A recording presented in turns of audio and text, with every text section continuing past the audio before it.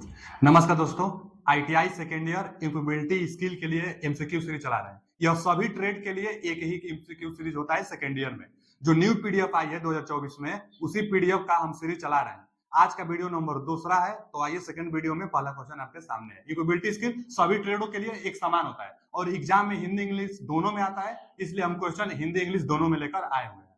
तो आइए आज सेकंड वीडियो का पहला क्वेश्चन आपके सामने है।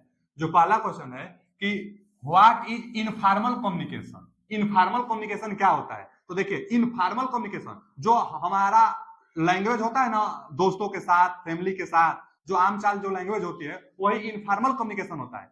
और एक होता है फॉर्मल कम्युनिकेशन। तो फॉर्मल कम्युनिकेशन ऑफिशियल कम्युनिकेशन है, जो अधिकारियों के साथ, जो विशिष्ट व्यक्तियों के साथ बात की जाती है, वह फॉर्मल कम्युनिकेशन होता है। जो वर्क प्लेस में, बैंक में, कंपनी में जो बात की जाती है मैनेजर के साथ, वो होता है फॉर्मल। इनफॉर्मल जो लैंग्वेज आम चाल जो बात की जाती है अपने दोस्तों के साथ, तो वो होता है इनफॉर्मल कम्युनिकेशन। तो वही पूछा है कि इनफॉर्मल कम्युनिकेशन किसे कहते हैं। तो क्या होता है कि सभी कम्युनिकेशन, जो सभी वर्बल कम्युनिकेशन है, जो सभी बोलचाल की भाषा होती है, इनफॉर्मल होती है, तो गलत है। क्योंकि जो हम कुछ ऐसी भाषा भी बोलते हैं जो फॉर्मल होता है, जैसे अधिकारी के साथ हम बात करेंगे तो फॉर्मली तरीके से बात करेंगे, तो फॉर्मल कम्युनिकेशन हो जाएगा।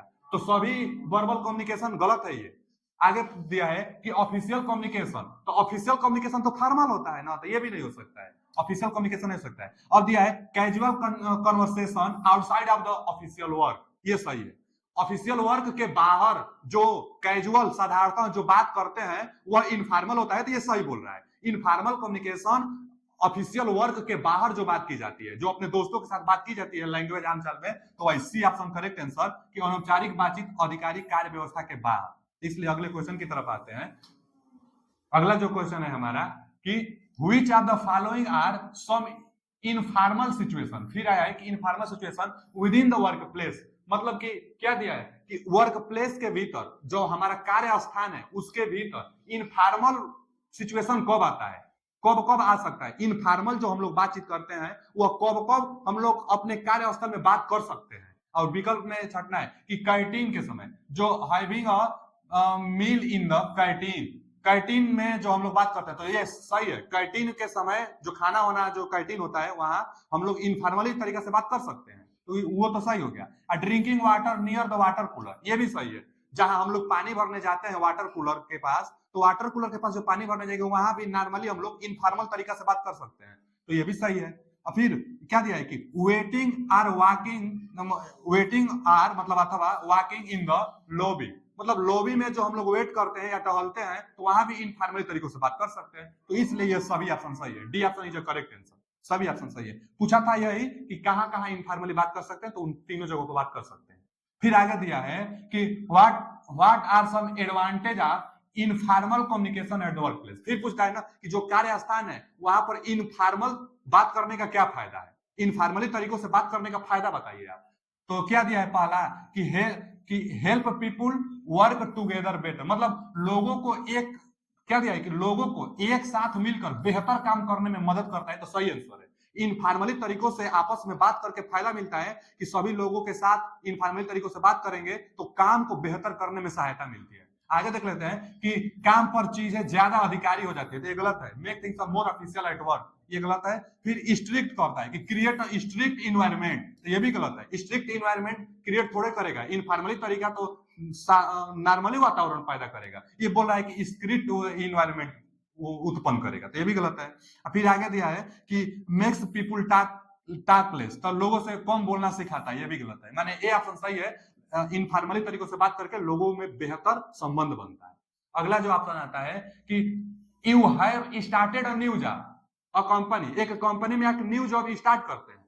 आगे क्या दिया है कि ड्यूरिंग लंच ब्रेक के दौरान you start an informal communication with, क्या दिया है कि इनफॉर्मल कन्वर्सेशन विथ देम, मतलब अपने एक कंपनी में नई नौकरी शुरू करते हैं और लंच ब्रेक के दौरान अपने कुछ सहकर्मी को बातचीत करते हुए देखा।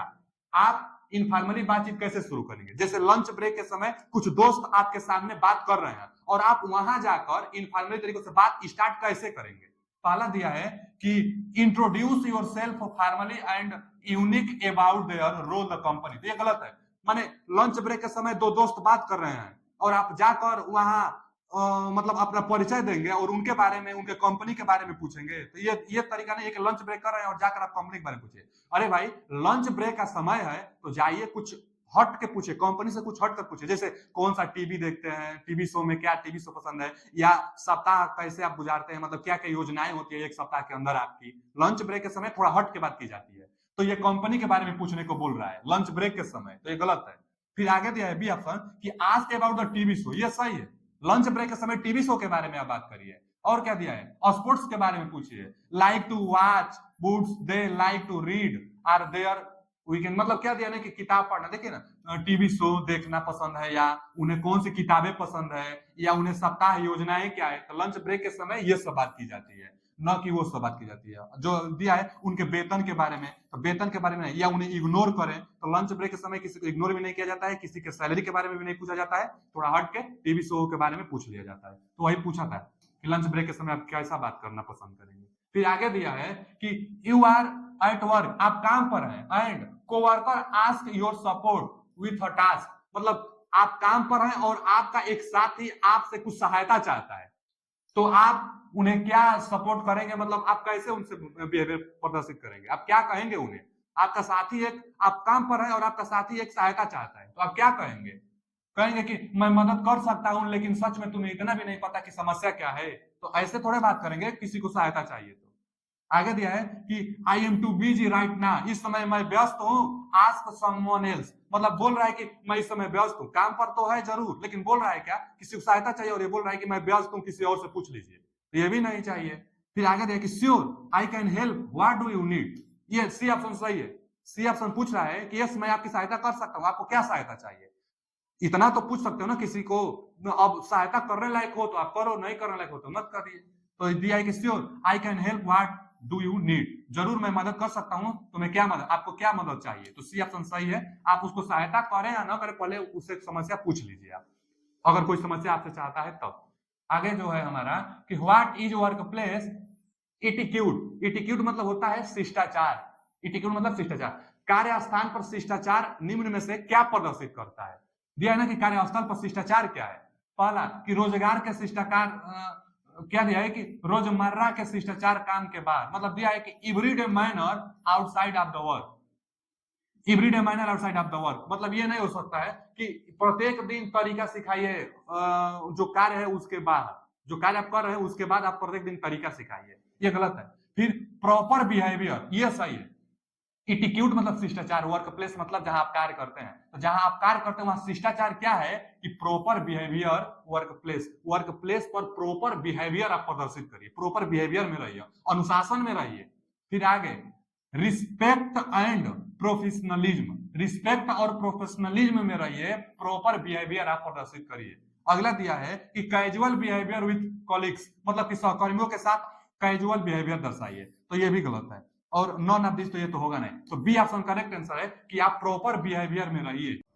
नेक्स्ट क्वेश्चन, अगला क्वेश्चन है कि which of the following is considered appropriate. देखिए एप्रोप्रिएट अभी हम बताते हैं ना, उचित होता है, तो एप्रोप्रिएट वर्क प्लेस बिहेवियर, मतलब निम्नलिखित में से कौन सा कार्यस्थल व्यवहार उचित माना जाता है।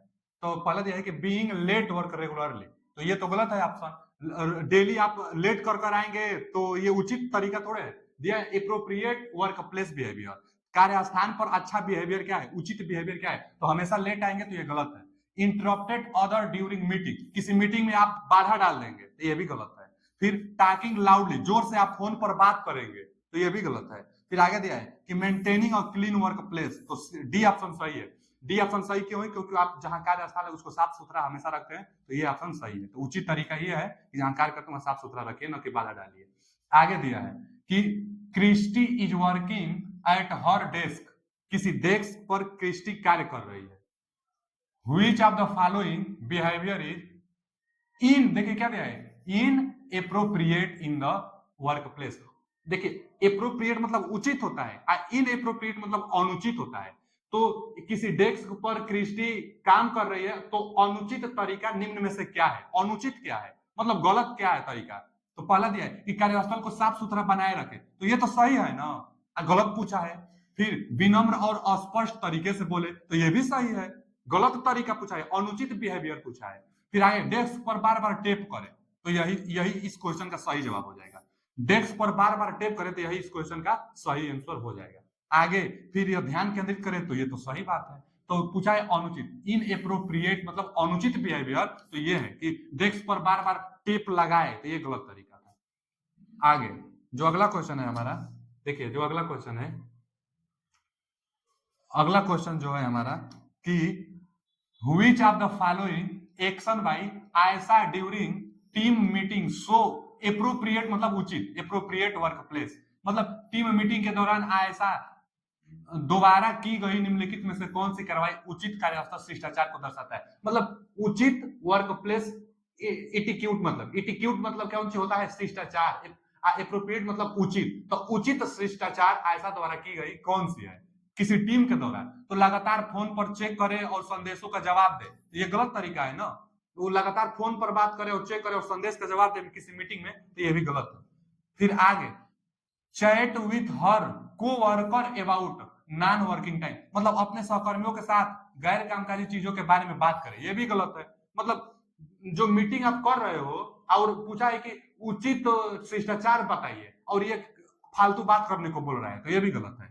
फिर interrupted the speaker to share her through मतलब वक्त के समय बीच में रोक रोक कर बात करे, इंटरप्ट करे, तो ये भी गलत है। मीटिंग के दौरान रोक रोक कर बात करे, ये गलत है।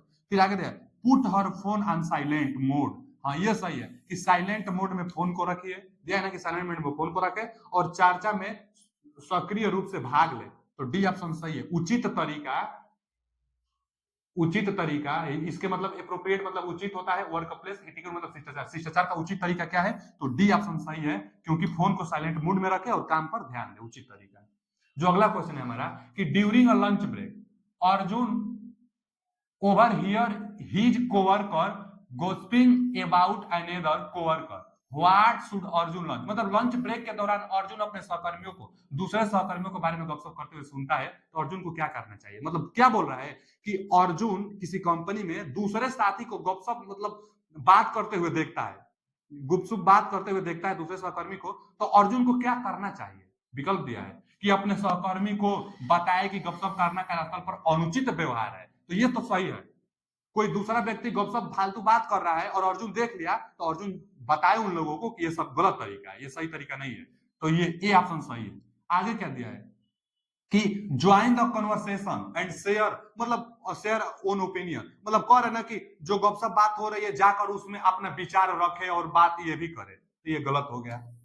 फिर आगे tell another coworker about the गपशप और ये सी ऑप्शन बोल रहा है कि दो व्यक्ति बात कर रहे हैं तो किसी तीसरे व्यक्ति यानी दूसरे व्यक्ति से जाकर बोले कि वो दो लोग बात कर रहे हैं, तो ये भी नहीं तरीका। दूसरे से जाकर काहे लिए कहेगा, वो खुद जाएगा और कहेगा कि ये तरीका सही नहीं है, आप बात मत करिए, तो ए ऑप्शन सही है। और डी ऑप्शन भी गपशप को सुने, ये भी गलत है, तो यानी ए ऑप्शन सही है कि जाकर बताए कि ये तरीका सही नहीं है।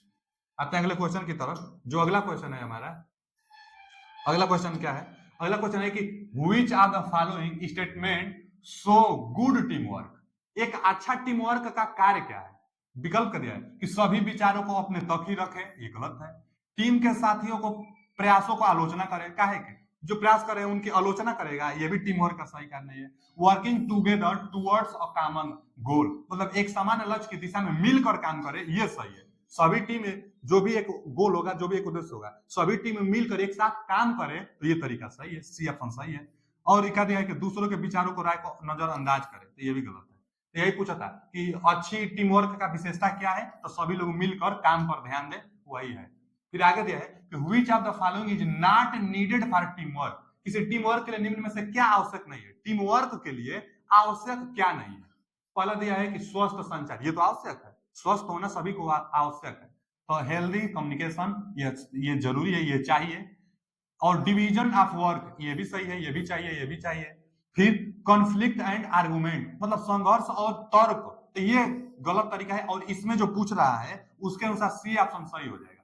इसमें जो पूछ रहा है उसके अनुसार क्या ऑप्शन होगा, सही होगा, तो सी ऑप्शन सही होगा। क्या पूछा है, टीम वर्क के लिए निम्नलिखित में से क्या आवश्यक है, क्या आवश्यक नहीं है पूछा है, तो इसलिए सी संघर्ष और तर्क आवश्यक नहीं है। टीम वर्क के लिए संघर्ष और तर्क आवश्यक नहीं है, संघर्ष और तर्क आवश्यक नहीं है टीम वर्क के लिए। अगला जो क्वेश्चन है हमारा, अगला क्वेश्चन है कि Ravi is working on a project, Ravi एक प्रोजेक्ट पर कार्य कर रहा है विथ टू अदर टीममेट मतलब दूसरे दो अलग टीममेट के साथ, दो साथियों के साथ एक प्रोजेक्ट पर काम कर रहा है। तो आगे क्या है कि which of this make him a good team player, मतलब रवि दो अन्य मेंटर्स चाहे दो टीम के साथ काम कर रहा है एक प्रोजेक्ट पर, और निम्न में से कौन सा एक अच्छा टीम प्लेयर बनाता है। एक टीम को अच्छा क्या बनाता है, इसी में से छांटना है आपको। तो पहला क्या है कि जब दूसरे लोग न सुने तो गुस्सा होना, ये थोड़े है। एक टीम को अच्छा बनाना, जब दूसरा कोई न सुने तो गुस्सा होना, ये तरीका सही नहीं है। फिर आगे दिया है कि टीम को तेजी से काम करने की मदद के लिए विचार के साझा करना, मतलब sharing ideas to help team work faster. तो ये सही है ना, ये सही है। देखिए क्या बोला है कि sharing ideas to help the team work faster, मतलब कि वर्क फास्टर मतलब क्या बोल रहा है ये कि शेयरिंग आइडियाज, आप जो आपके दिमाग में जो विचार आपके दिमाग में आया है उसको शेयर कीजिए। Sharing ideas to help team work faster, मतलब टीम वर्क को तेजी से काम करने में सहायता प्रदान करेगा अगर अपने विचार को आप बताएंगे तो। एक टीम वर्क में विचार को बताना चाहिए। और दे रहा है कि गुस्सा हो जाना चाहिए, याद रहे कभी गलती नहीं करना, मतलब यह सोच ले कि वो लोग कभी गलती नहीं करेंगे, तो ये भी गलत है। और यह अपने साथियों के विचारों को राय न सुनना, तो ये भी गलत तरीका है। यही तरीका सही है कि विचारों को एक दूसरे में शेयर करें जिससे काम अच्छा हो जाएगा। अगला दिया है कि your team has complete a challenging project successfully, मतलब एक प्रोजेक्ट है और आपकी टीम उसे सक्सेस कर दी है। जो एक चैलेंजिंग टास्क आपके सामने था और आपकी टीम उसको सक्सेसफुली काम कर दी है, तो आप क्या बोल रहा है कि यू सेलिब्रेट द सक्सेस, आप उस सफलता को कैसे सेलिब्रेट करेंगे। टीम कोई कार्य था वो सक्सेसफुली हो गया है, तो आप कैसे उसको मनाएंगे, सेलिब्रेट कैसे करेंगे। तो अब बोल रहा है कि कहो कि तुम सबने किया और दूसरों की तारीफ मत करो, तो ये गलत है। तारीफ तो थोड़ी सी करनी चाहिए ना, जब सब लोग मिलकर काम किए हैं तो ये गलत है, ऐसे सेलिब्रेट नहीं करेंगे। किसी भी त्रुटि के लिए समूह को दोषी ठहराया, मतलब ठहराना चाहिए, तो दोषी नहीं ठहराना चाहिए एक दूसरे को, नहीं तो मनोबल डाउन हो जाएगा। तो ये भी एक अच्छा, वो तो सक्सेसफुल हो गया है। फिर आगे कि don't celebrate start the next job, तो ये भी गलत है। जब सक्सेसफुली एक चैलेंजिंग टास्क सक्सेसफुली हुआ है तो कुछ तो सेलिब्रेट बनता है। तो ये तीनों तरीके गलत है, यही सही है। क्या दिया है कि thank everyone your group of the helping, जितने लोग आपका सहायता किया है, जितने ग्रुप में मेट हैं और सब लोग आपकी सहायता किए हैं, तो सबको आप क्या बोलिए, थैंक्स बोलिए और सेलिब्रेट करिए। तो डी ऑप्शन सही है। आते हैं अगले क्वेश्चन की तरफ। अच्छा, आज के लिए इतना ही, मिलते हैं अगले वीडियो में। अगर वीडियो अच्छा लगा तो लाइक सब्सक्राइब एंड शेयर कीजिए। जो भी डाउट हो कमेंट बॉक्स में पूछिए। थैंक यू, धन्यवाद।